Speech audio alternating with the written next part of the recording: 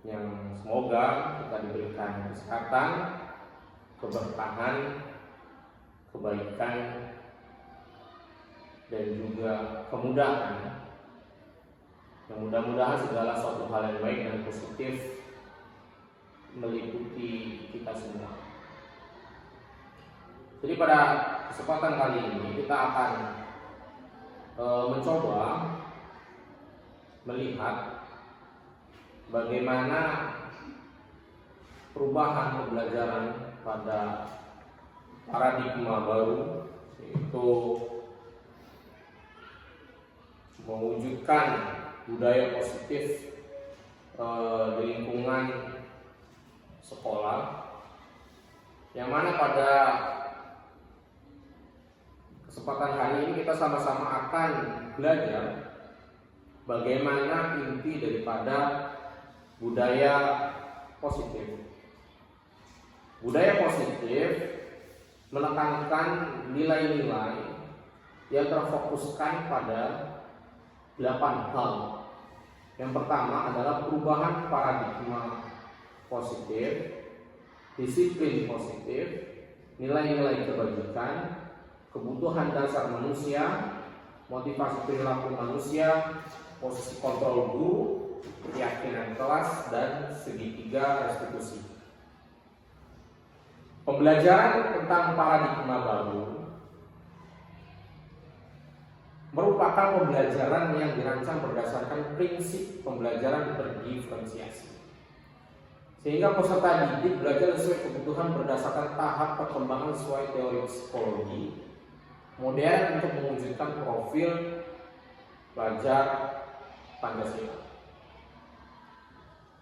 Yang mana pada akhir-akhir ini banyak sekali miskonsepsi tentang sebuah paradigma mengenai teori kontrol, yang mana tercipta sebuah ilusi bahwa kritik akan membuat murid itu merasa bersalah, kemudian rasa bersalah yang muncul pada diri murid akan menguatkan karakter. Dan yang kedua, ilusi bahwa orang dewasa itu berhak memaksa, ilusi bahwa guru itu berhak memaksa. Padahal yang sesuai adalah semua penguatan positif efektif dan bermanfaat. Jadi tidak hanya satu persepsi saja tentang bahwa kita ketika ingin membenahi akhlak murid, ingin membenahi karakter murid, itu hanya sebatas kita mengkritik dia, kemudian membuatnya merasa bersalah. Padahal ada pendekatan psikologi yang kita butuhkan agar ketika murid itu berbuat salah, itu tidak merusak hubungan kita dengan murid. Maka itu yang perlu pertama kali dibentuk. Untuk membentuk itu semua perlu adanya validasi atas tindakan laku murid kita. Jadi perubahan paradigma stimulus respon itu lebih ke pendekatan teori kontrol. Stimulus respon tentang dunia itu ada realitas kebutuhan kita sama. Itu yang kita pikirkan bahwa setiap manusia itu memiliki kebutuhan yang sama. Padahal tidak semua manusia itu memiliki kebutuhan yang sama. Seorang presiden tidak akan mungkin sama kebutuhannya dengan seorang guru, ataupun sebaliknya, seorang guru tidak akan punya kebutuhan yang sama daripada seorang pemimpin negara. Murid yang dia jauh jaraknya dari sekolah itu tidak memiliki kebutuhan yang sama tentunya dengan mereka yang punya jarak yang lebih dekat. Maka realitas kebutuhan kita sama itu harus kita perbaiki, bahwa realitas kebutuhan kita itu berbeda. Jadi pola pikir lama tentang realitas kita itu sama. Kita harus ubah secara perlahan bahwa kita memiliki realitas kebutuhan yang berbeda. Kemudian semua orang melihat hal yang sama. Setiap orang memiliki gambaran berbeda. Jadi paradigma setiap orang itu tidak akan pernah mungkin sama. Satu kelompok organisasi tidak akan bisa dikontrol dalam satu pikiran. Karena memang pikiran akan bisa disebut sebagai pikiran manakala ada perbedaan ataupun perdebatan antara satu pikiran dan pikiran yang lain. Yang bisa disamakan itu adalah tata cara kita berdoa. Kalau tata cara kita berpikir itu tidak akan pernah sama.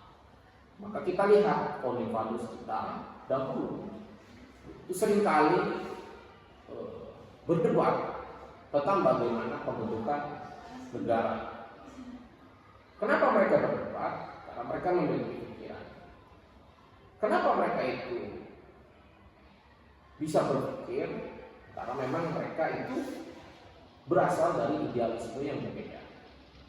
Jadi perbedaan itulah yang dianggap sebagai bukti pikiran dari para pendiri bangsa.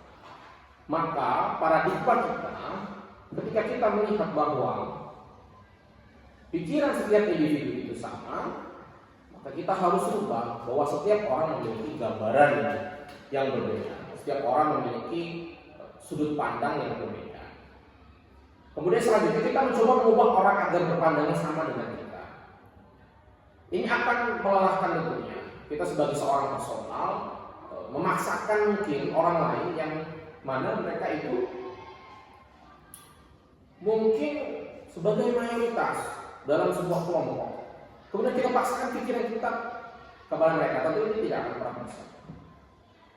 Yang bisa kita lakukan adalah bagaimana kita menyesuaikan pemikiran kita dengan pemikiran mereka. Jadi kita berusaha memahami pandangan orang lain tentang dunia.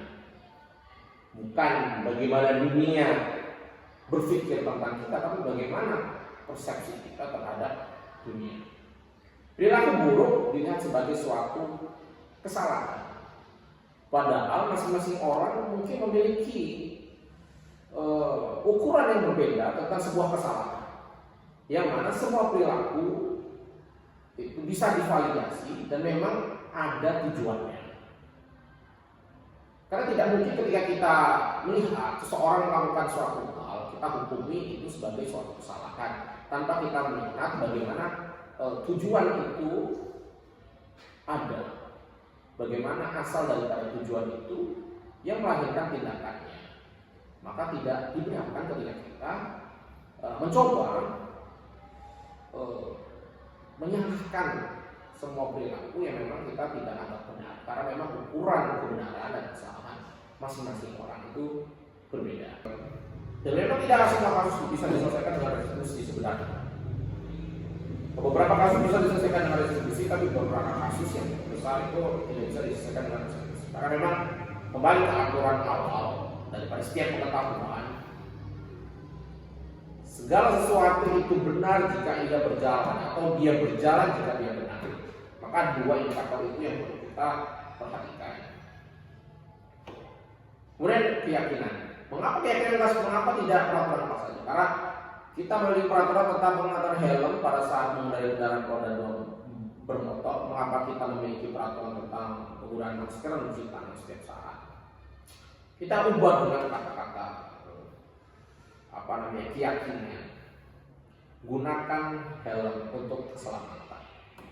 Jadi jangan wajib memakai helm, tetapi gunakan helm untuk keselamatan. Itu positifnya. Jadi kalau aturan itu langsung kita perintah dengan kalimat perintah, kalau berupa keyakinan bahwa kita memang menggunakan helm ketika kita membawa sepeda motor, itu bukan untuk apa-apa, tapi untuk keselamatan diri. Nah, keselamatan diri itu muncul atas dasar daripada keyakinan universal. Mengapa kita memiliki peraturan tentang menggunakan masker dan cuci tangan setiap saat? Jadi nggak bisa kita wajib pakai masker, wajib mencuci tangan, tapi cucilah tangan sebelum makan untuk kesehatan dan kebersihan. Makanya kan dalam agama juga kalimatnya bukan perintah, tapi kebersihan, kesucian sebagai daripada iman. Jadi motivasi positifnya dulu, bukan berdasarkan langsung perintah, karena manusia itu tidak bisa dikontrol pada asas awalnya. Jadi yang bisa melakukan sesuatu adalah dirinya sendiri, jadi harus berdasarkan asas pribadinya. Kemudian bagaimana membentuk keyakinan kelas? Harus dibentuk lebih abstrak berupa pernyataan universal dapat diterapkan di kelas, bersedia menjawab kembali keyakinan kelas dari waktu ke waktu.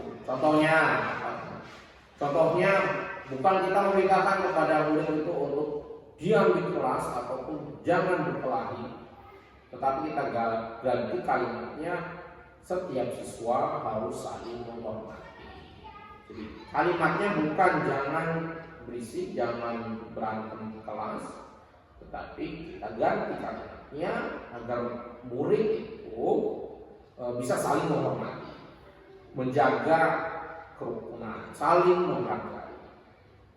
Nah, kalau dari situ kan lebih dingin didengar, berarti lebih dingin, harapannya itu masuk ke dalam keyakinan mereka. Segitiga institusi tadi ada tahapannya. Pertama, distabilkan identitas, kita semua akan melakukan hal terbaik yang bisa kita lakukan. Jadi ketika kita melihat ada suatu hal yang janggal, kita validasi dulu. Ya, mungkin kan keluar itu karena pertama kita mungkin awal seperti itu untuk awal untuk memancing dirinya itu mengungkapkan hal yang sebenarnya. Validasi tindakan yang salah. Ya kamu kabur tadi karena pengen beli buku karena apa, tetapi kamu akan tahu itu berbahaya karena ketika terjadi sesuatu pada dirimu itu tidak sesuai dengan arahan yang ada. Kenapa tidak sesuai dengan arahan yang ada? Karena yang akan bertanggung jawab adalah guru sekolah. Jadi harus didasarkan setelah kita memvalidasi tindakannya, harus didasarkan juga pada apa yang harus diyakini bersama-sama berupa keselamatan. Jadi ketika murid keluar dari lingkungan sekolah selain pada jamnya tanpa sepengetahuan guru dan orang tua, itu akan membahayakan dirinya. Menanyakan keyakinan, kita semua memiliki motivasi internal. Jadi setiap murid juga pasti meyakini bahwa ketika dia terjadi sesuatu pada dirinya, terus dia juga akan meyakini siapa yang akan bertanggung jawab, siapa yang akan membantu saya. Maka kita harus menunjukkan bahwa kamu sebagai murid itu harus paham bahwa setiap tindakanmu melahirkan sebuah konsekuensi dan konsekuensi harus kamu pertanggungjawabkan. Nah dari situ harapannya lahir. Nah tentu ini hanya bisa dilakukan dalam beberapa kasus-kasus kecil. Jadi kalau kasus besar dan kasus-kasus setelah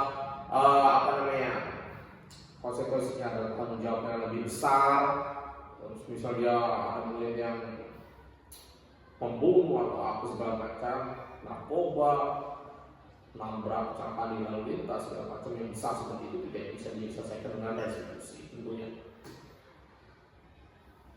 Jadi seperti itu tentang masalah budaya positif di lingkungan sekolah yang harus kita budayakan. Mudah-mudahan kita sama-sama bisa belajar, bisa sama-sama menerapkan apa yang memang dicita-citakan dari visi misi pendidikan nasional kita. Assalamualaikum warahmatullahi wabarakatuh.